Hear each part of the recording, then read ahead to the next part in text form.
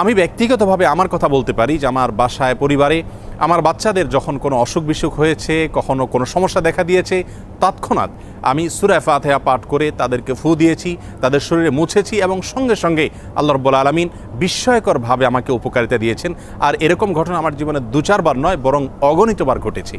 এজন্য সূরা ফাতিহা এটিকে যদি কেউ যথাযথভাবে আমল করতে পারেন, সে আস্থা এবং বিশ্বাস আল্লাহ তাআলার প্রতি থাকে, তাহলে সেক্ষেত্রে অবশ্যই এর মাধ্যমে যে কোনো দুরারোগ্য ব্যাধি থেকে পর্যন্ত আমরা আরোগ্য লাভের মাধ্যম হিসাবে এটিকে ব্যবহার করতে পারি। হাদিসে কুদসিতে আল্লাহ রাব্বুল আলামিন বলেছেন, আনা ইনদা যন্নি আবদি বি, বান্দা আমার প্রতি যেমন ধারণা করবে আমি তার প্রতি সেরূপ আচরণ করব। অতএব পরিপূর্ণ আস্থার সাথে, বিশ্বাসের সাথে যদি কেউ যে কোনো অসুখ বিসুখ থেকে, যে কোনো ব্যাধি থেকে মুক্তি লাভের জন্য সূরা ফাতিহাকে পাঠ করেন, সেটি পাঠ করে কোনো পানিতে, তেল ইত্যাদিতে ফু দিয়ে সেটি যদি ব্যবহার করেন, প্রয়োগ করেন, অথবা শরীরের কোনো জায়গায় অসুখ দেখা দিলে এটি পাঠ করে যদি ফু দেন সেই জায়গায় বা মোছেন, ইনশাআল্লাহ বিইذনিল্লাহ আল্লাহ